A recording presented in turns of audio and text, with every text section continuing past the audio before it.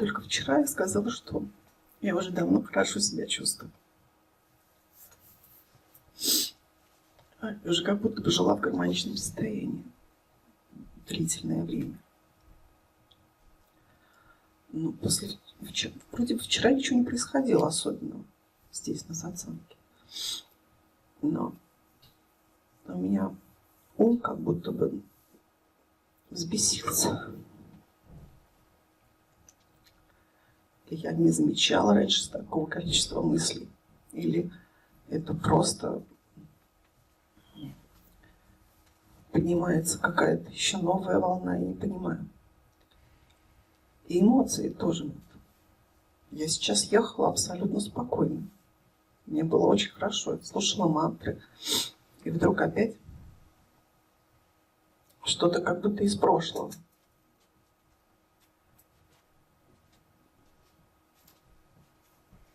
Я не могу понять. Нужно понимать, это нормальная тенденция. Да. Да. Это реакция сознания на восприятие, как это сказать, нового уровня осознанности. Сначала происходит такой вот откат, и это нормально.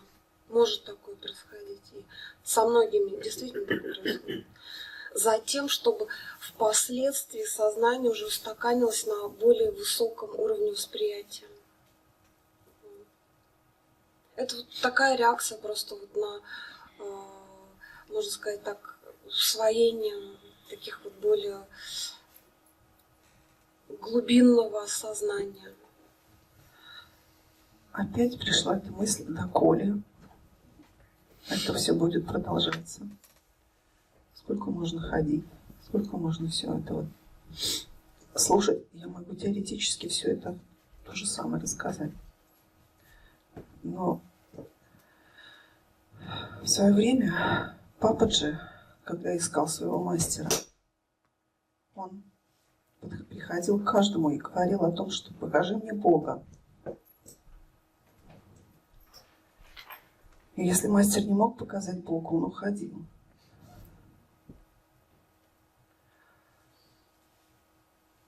И я хочу еще сказать о том, что почему раньше были в Индии мастера такие, при которых случались яркие раскрытия. Почему сейчас этого не чувствует? Ну, в смысле, не то, что не чувствуется, не происходит. Почему это происходит? И сейчас это происходит более массово. Поэтому, может быть, это не настолько громко. И в большинстве случаев это происходит намного более естественно. Без каких-то вот таких вот психологических взрывов.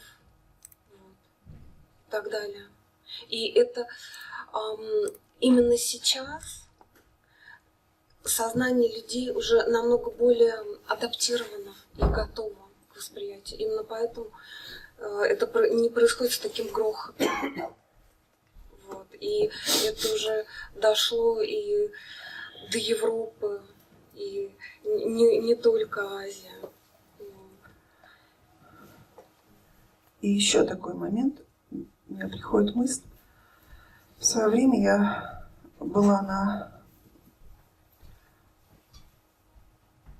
у Молдаванова на трансцендентальной медитации. И сильно испугалась. После определенного ретрита, когда я увидела реакцию одной из женщин. И как будто бы что-то вот закрылось.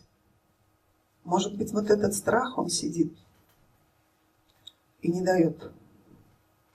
Как будто доходишь до определенного момента, а потом отступаешь. Но я уже даже не чувствую, вот, когда я отступаю.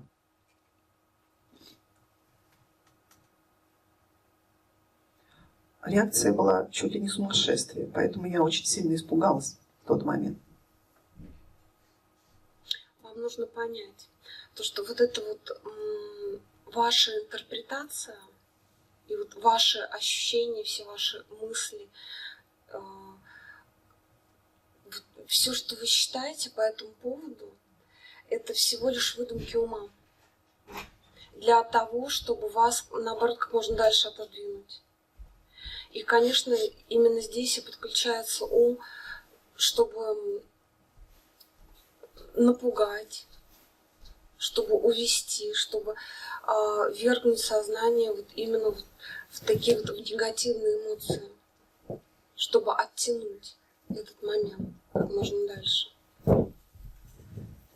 Но вам нужно понимать, что несмотря на все эти тенденции ума, которые начинают всплывать особенно ярко и бурно в эти моменты, когда вы подходите близко, ваша истинная природа, она всегда с вами. И здесь вопрос в том, чтобы распознать иллюзорность всех этих страхов, которые наваливаются. Да вроде бы сейчас уже и страхов нет. Нет, вы понимаете, в чем дело? Вот вы подходите близко к своему зеркалу,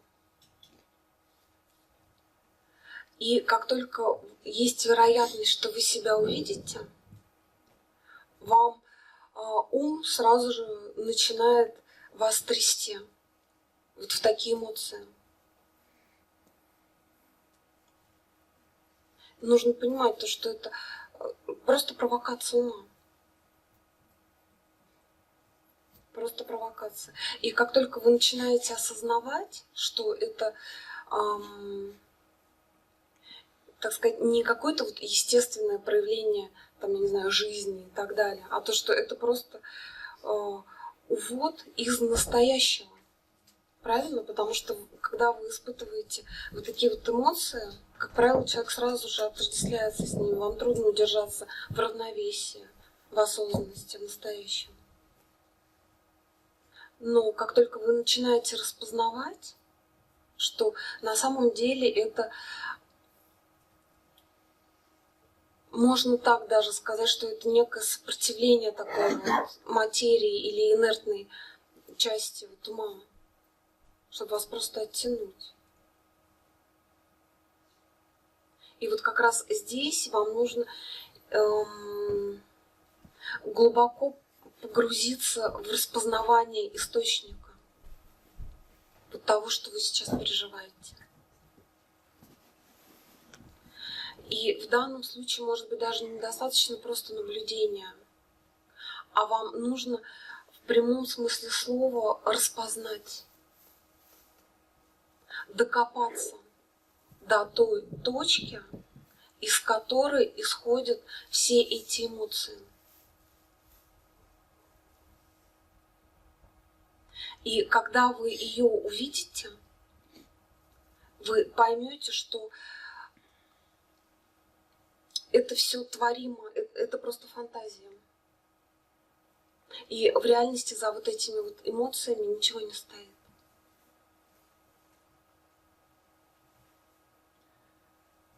И в конечном итоге все, что вам нужно, это оставаться просто в безмыслии. Просто во внутренней тишине и покое. Даже если вам сейчас хочется плакать, даже если в голову лезут какие-то, там, я не знаю, может быть, картинки из прошлого и так далее, может быть, просто какие-то вот внутренние переживания накатывают, может быть, даже не всегда понятно, да, их основа. Но все, что вам нужно, это просто оставаться вот в этом центре, который вы чувствуете вот прямо сейчас. Вот сейчас у вас есть ощущение, что внутреннее, что вы как бы стоите твердо на двух ногах на земле, твердо. Когда происходят вот эти вот внутренние бури, ощущение, как будто нас болтает. И иногда даже разрывает, если какие-то болезни.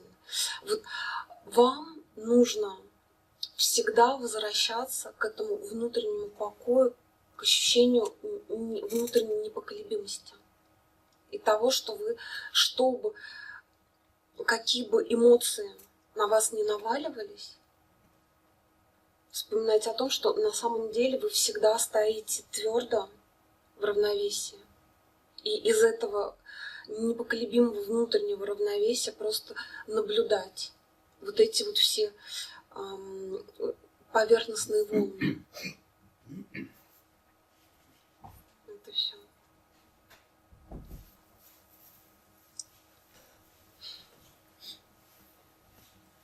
Сейчас просто так и продолжайте находиться вот в этом покое внутреннем. Не реагируйте никак, может быть, могут приходить какие-то мысли, что-то там. Просто спокойненько их наблюдайте и возвращайтесь. Вот это вот настоящее все. Все больше вообще ни на что не реагируйте, не раскручивайте в себе. И будучи в осознанности, все эти бури, они источат свою силу и уйдут.